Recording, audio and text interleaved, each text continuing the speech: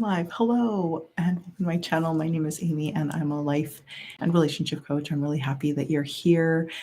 I focus on fulfillment and being able to um, shift the way that you think about things, but also how you feel about things, and also what you believe about things, because those are all of the key components to really living a life that you find fulfilling and satisfying, and where you get what it is that you want and what you need and what you desire, and also figuring out what those things even are in terms of what it is that you want, need, and desire, and what you value, so that you know where to aim your arrow when you're shooting it, so that you have a target of where you're going. So today I wanted to talk with you a little bit about a book called What Are You Hungry For by Deepak Chopra, which is an awesome book so far. I haven't even read the whole thing, and I'm so excited about it. I want to talk with you about it today because some of the principles or some of the things that he talks about are things that just have resonated with me so much, and I think that they may resonate with you too. And I've been doing this a long time. Been learning about personal development, putting those things into practice for a long time.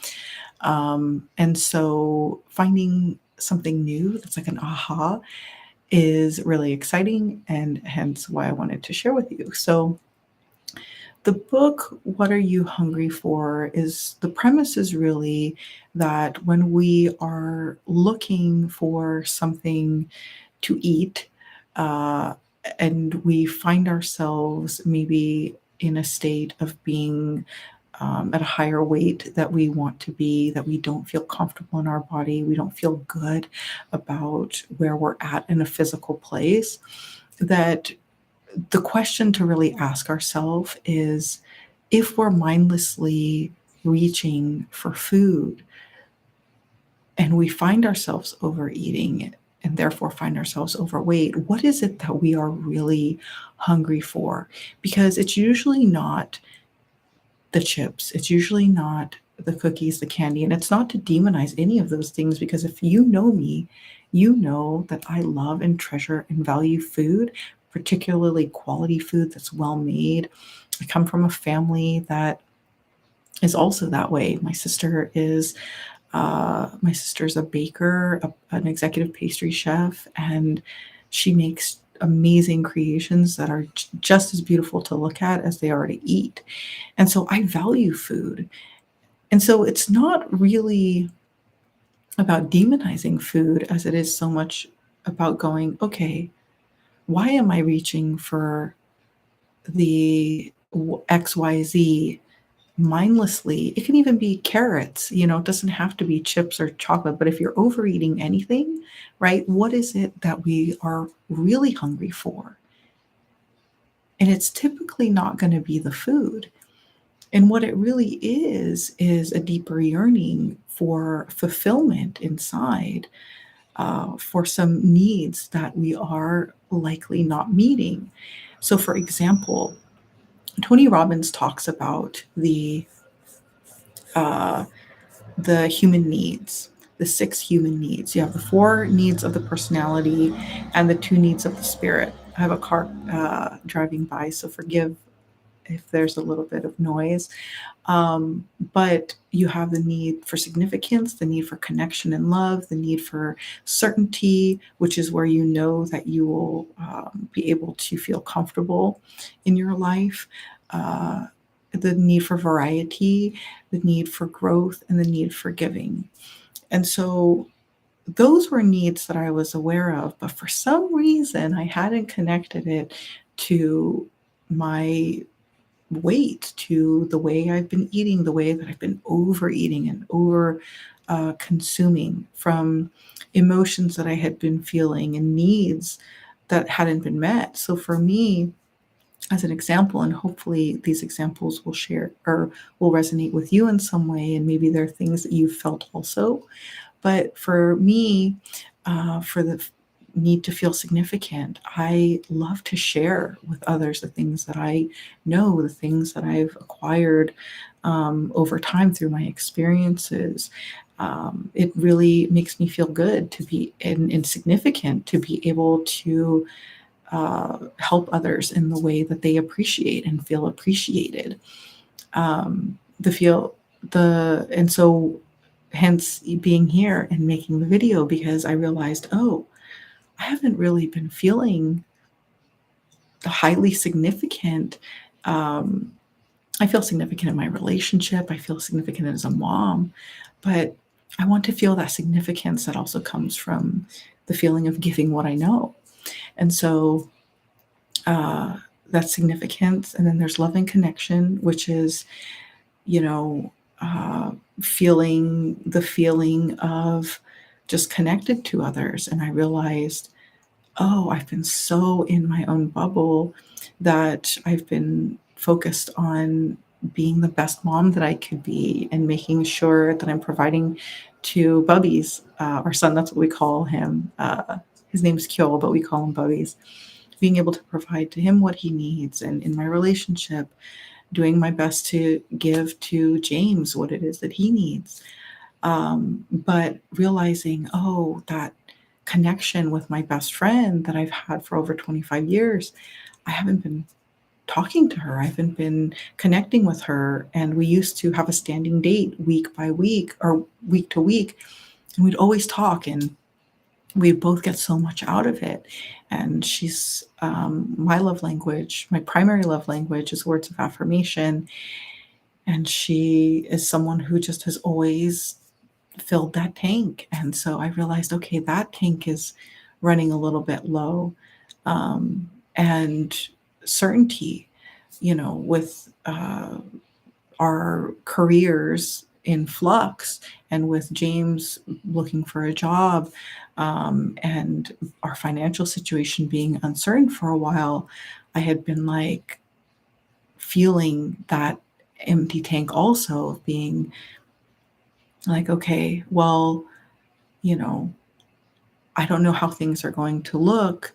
And instead of sitting down and taking a closer look at our finances, I was looking away. And it was something that I had learning how to manage my finances. That when I actually go back and look and see, okay, things are fine, that sense of certainty returns. And being able to intentionally look at that has been something that's been really helpful and useful. And then we have the need for variety, to make sure that we have variance in our life, that we have different things that we're doing that aren't making our days just so that they're all the same. Being able to have variety brings color to our lives, and it is a need that we all have. And so, yesterday and today, I took Bubs out and we went grocery shopping together. And we also I took him for a stroll. And sometimes those are things that I get used to doing with James all of the time. And because I can rely on him he does a lot of the heavy lifting, like literally, he'll, um, help carry Bubs and all of that. And sometimes I get into a mode where I get worried about going to the grocery store with Bubs by myself, because, oh, what if he has a tantrum, or, oh, what if he freaks out, or whatever the case is. And going, you know what, like, it's important that I go and do those things, and I go out of my comfort zone and have a bit of that, jolt of excitement, of difference, and building those connections, neural connections in my brain that go, okay, I can do this, and feel stronger and more courageous. And it also helps build that sense that you can apply that to other things too. So that's been something that's been really helpful. And growing and giving. So being able to contribute, like I said, the things that I know and that I've experienced, in hopes that it will help contribute to your life, or to my friends' lives, or to my family's lives.